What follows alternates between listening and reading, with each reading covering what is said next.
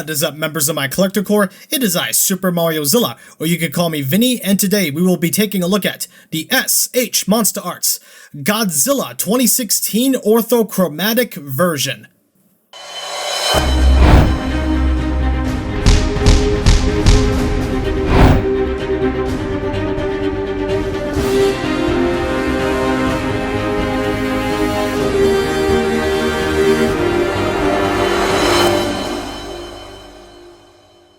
Revealed out of nowhere shortly after the announcement of Shin Godzilla Black and White version, also known as the Orthochromatic version, and this is literally, if you include the first Godzilla 2016 reissue, this is literally the 7th time this mold has been used.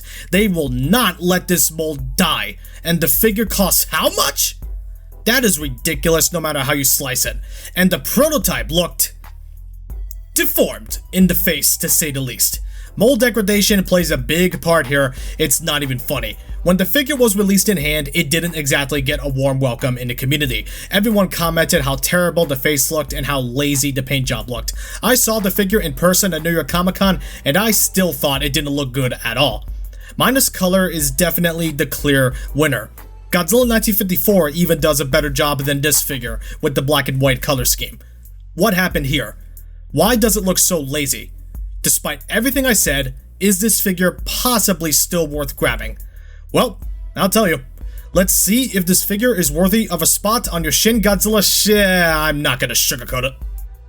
13 years. 13 years into this line and the eyes are still not correct. They are supposed to be symmetrical. The teeth look way worse than the Night Combat version. Disgusting.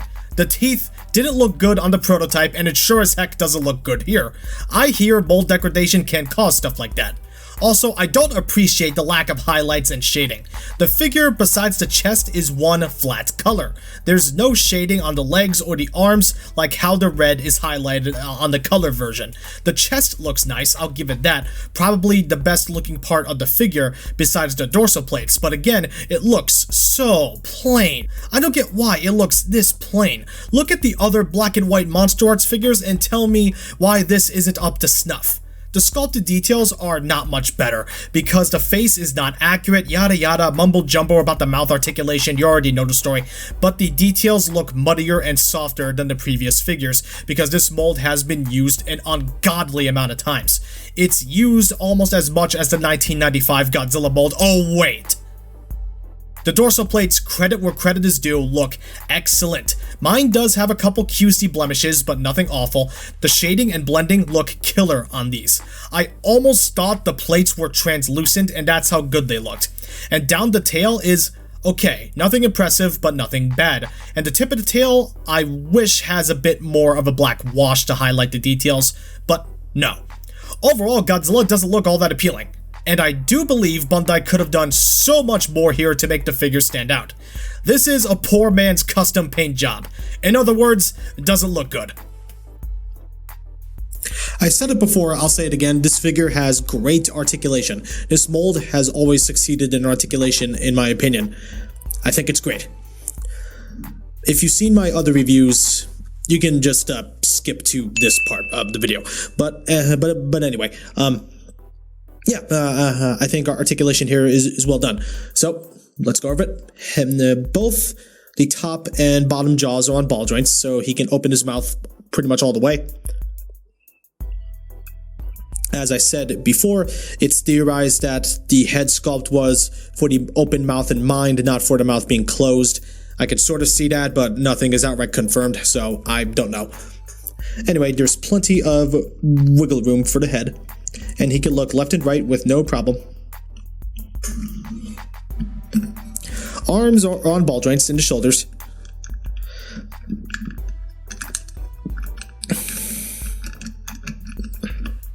Biceps are on ball joints. Can swivel, can wiggle. Elbows are on ball joints. Can go pretty much all the way, like they're supposed to. And hands are on ball joints. No issue. Waist is on a ball joint, and he can crunch forward all the way. There's a ball joint here and here, and he can crunch forward, as I said, all the way. Obviously, there's going to be a large gap where there's no dorsal plates, but c'est la vie. At least they still covered it in Sculpt. And of course, he can rotate just ever so slightly on the waist area. And he can wiggle. Legs are on ball joints.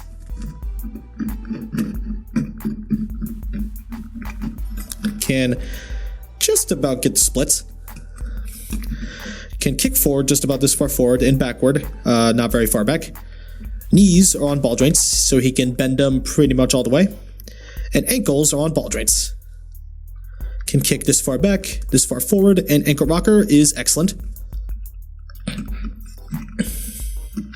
The tail has always been a bit of a problem on the Godzilla 2016 figures, and it's mostly because of how many segments there are and how long it is.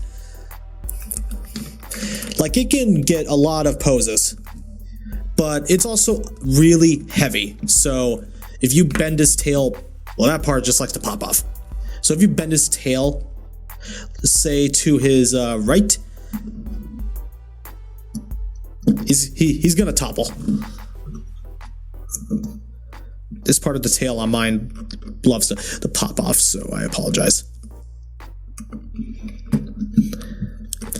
But anyway, you get what I mean.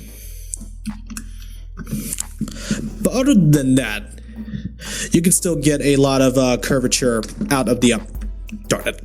You can still get a lot of curvature out of the tail.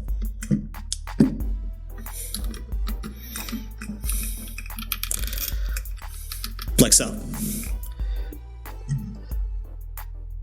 Pretty cool.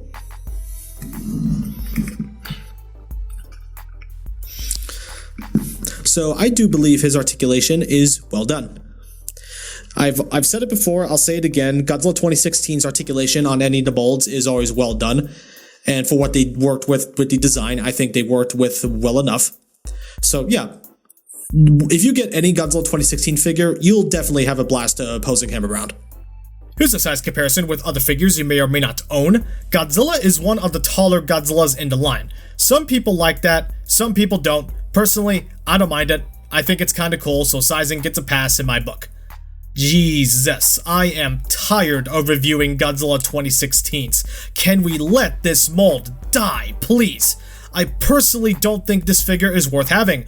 It's one of the most nothing figures I owned in my life. It's just a nothing burger, that's what it is. I have nothing notable to say about it other than it sucks.